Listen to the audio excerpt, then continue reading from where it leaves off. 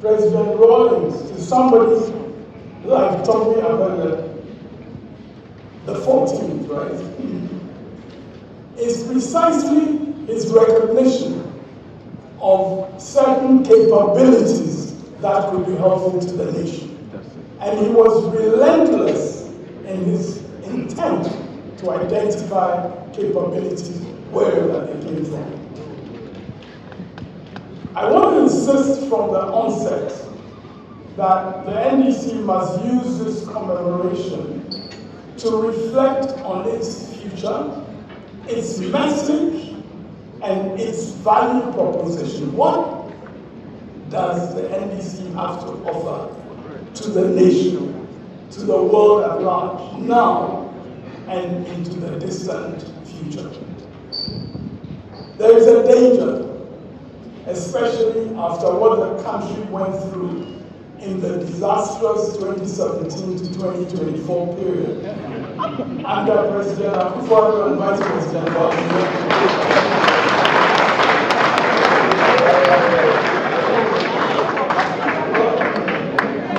There is a danger that we lower the bar of what the nation expects of us in the NDC, and that we aim to be just a little better than the previous government. Appointees would only seek to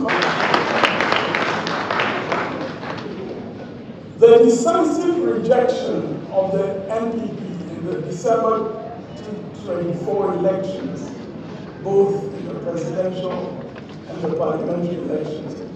That is decisive proof that the ideals for which the NDC was founded and which we still hold dear, these ideals matter to the people of Ghana. Accountability matters. Standing resolutely against corruption matters. Flight Lieutenant Rawlings, thank you.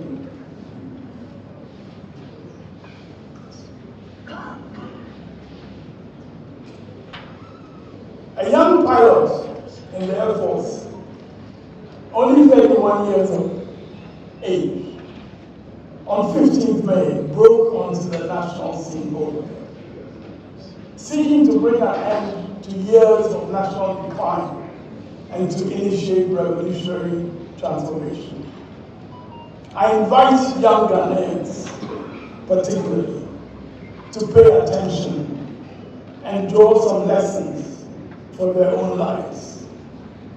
The attempt of the young Air Force pilot to shake up the corrupt and incompetent military regime was put down by the military hierarchy, and he was then put on trial before a military tribunal in Belmont County.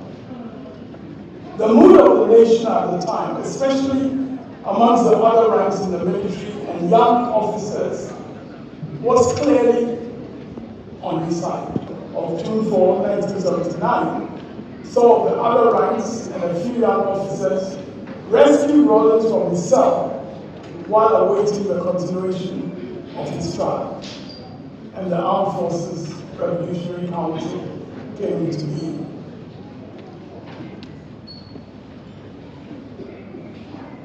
Naivety in assuming that after 3 months holding elections that were previously planned would achieve the intended national transformation.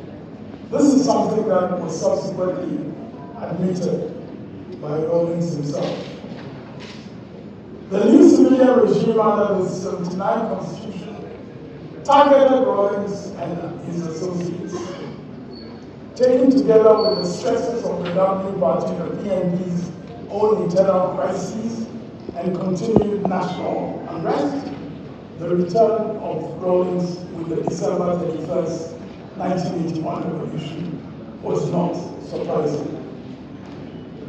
The PNPC was established, the Provisional National Defense Council, under the chairmanship of Jerry Rawlings, this time with a long-term aspiration to transform the national situation. The decade of the 1970s had seen a dramatic decline in the economy and in Ghanaian society in general. And I think my previous comrades have spoken about Kalabule and so on. But a simple index of this decline was the plummeting of cocoa production. This was as a result of the lack of incentives to the producer, the farmer. While world market prices for cocoa were reaching their peak in the late 70s, 1970s, production in Ghana reached less than half of the historical high.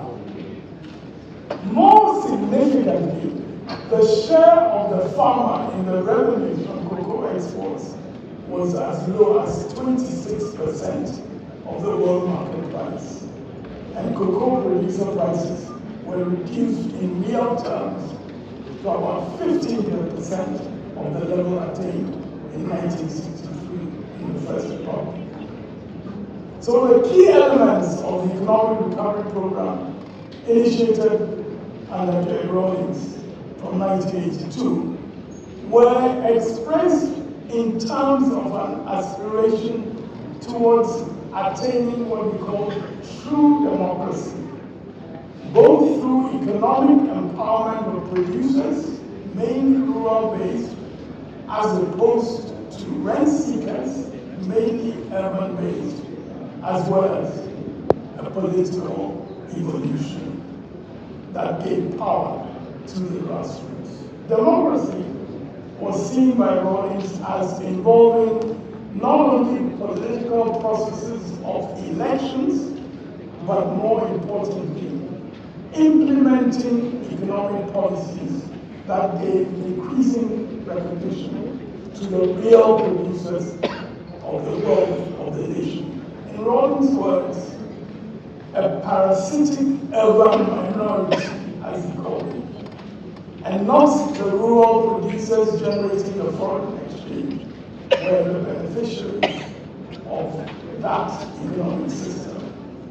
So, increasing the share of the farmer in revenue derived from the export of cocoa, for instance, was conceived by him as a commitment to economic democracy.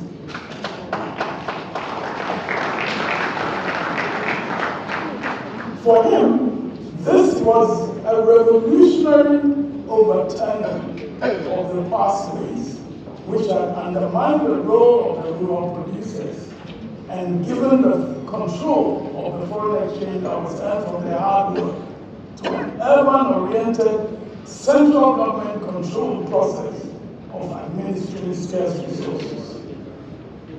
This encouraged rent-seeking and corruption rather than production.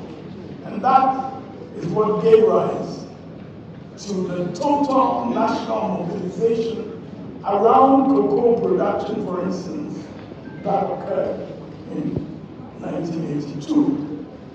Now, it's important to acknowledge in this connection that students, for instance, who rallied to the cause of the revolution, abandoned their campuses to get into achieving this goal of reversing the decline in the cocoa industry. The workers who volunteered their participation, these were also important agents of the revolution.